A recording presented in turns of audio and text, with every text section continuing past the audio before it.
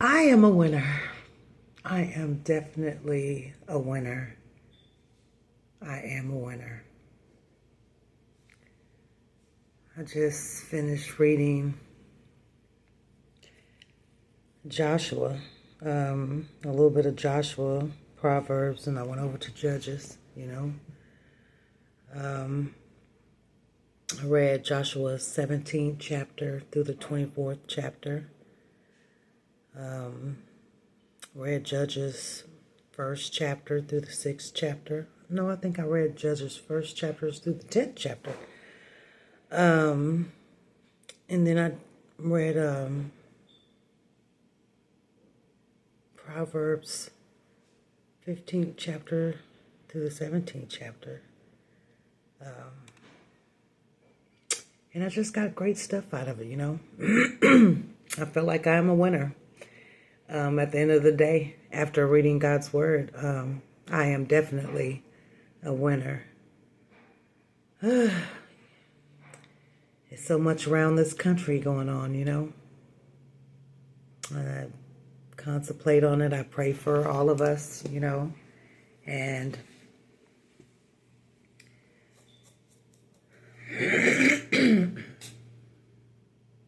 excuse me. But, we just need prayer for the whole entire country. So, keep us in prayer. But also around this country, football, basketball, baseball seasons. Haven't y'all realized that they are as defining as winter, spring, summer, and fall? They're like the same things. We wait for winter, spring, summer, and fall. We also sit around and wait for football, basketball, and baseball seasons to come. And, we live in a competitive society. We love to see teamwork together to win the game. Well, whether you know it or not, we're all in the game. We're all in the game. You know what that game is? Who know what the game is? We're in that game called life. That game is life.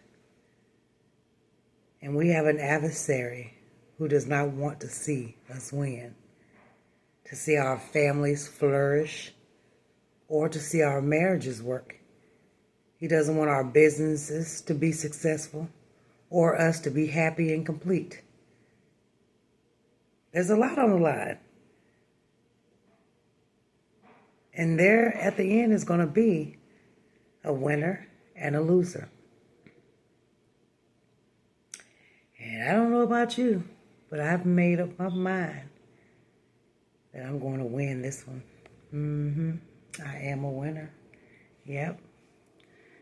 In the book of Judges, if you read it, you'll find an account of how God gave Gideon victory over his enemy. In Judges 6, Israel had become rebellious, and God allowed the nation of Midian to take dominion over them. But then God had mercy and assigned Gideon to go and rescue them. Gideon didn't think he had what it took to accomplish the assignment. He didn't. His tribe was the weakest of the bunch, and there was no way they'd be able to take over the Midianites. And what did Gideon do? He asked God for a sign, and God gave it to him. In fact, God gave him several signs to prove that he was with him, because Gideon was like a lot of us.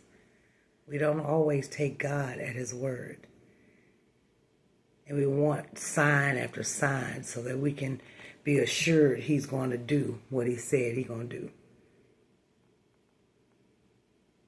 But when Gideon was finally convinced, he bought an army of 32,000 men to battle. But God had him sent home all about 300 of them. He told him that. Read Judges 7 and 7. God kept his promise. And with 300 men, Gideon was victorious. He was. You know, sometimes you just have to stand on what God says alone. And I say it all the time. I know that it's hard to do that. It is. It's one of the hardest things that we have to do. One of the hardest choices that we have to make within our life. But that's what faith is. According to Hebrews 11:1, faith is the substance of things hoped for, the evidence of things not seen.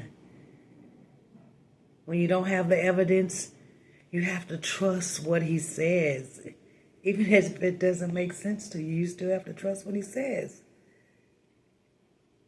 If God has already called you a winner, you are a winner. If God has said to you, you are a success, then you are a success. You don't need a sign or a secret code. You just need to remember what he said. In spite of the odds, we have to always remember that God is for us. God is for us. God is for us. He is more than the whole world against us. Read that in Romans 8:31. And that kind of favor swings the odds our way, and it makes us a winner.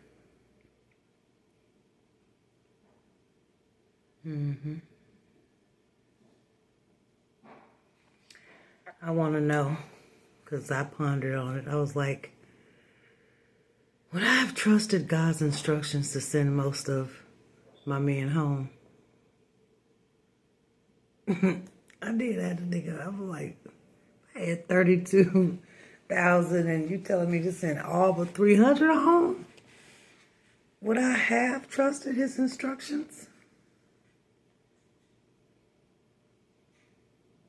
And then ponder on why or why not.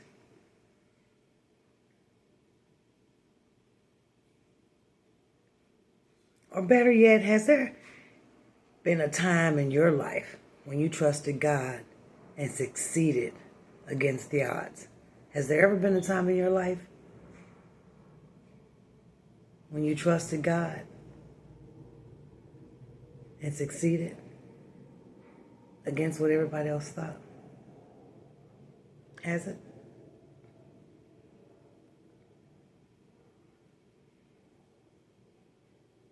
In Judges 7:9-11, God instructs Gideon to go to his enemy's camp.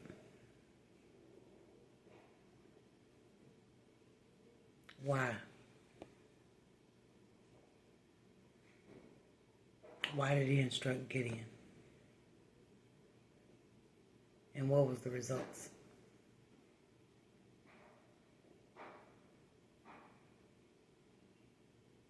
The Lord told Gideon, with these 300 men, I will rescue you and give you victory over the Midianites. Send all the others home. So Gideon collected the provision and rams and horns of the other warriors and sent them home. But he kept the 300 men with him. The Midianites' camp was in the valley just below Gideon.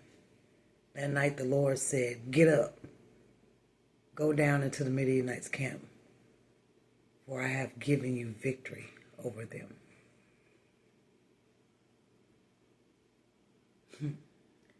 Sometimes we just need to wait to hear that voice. Get up. Get up.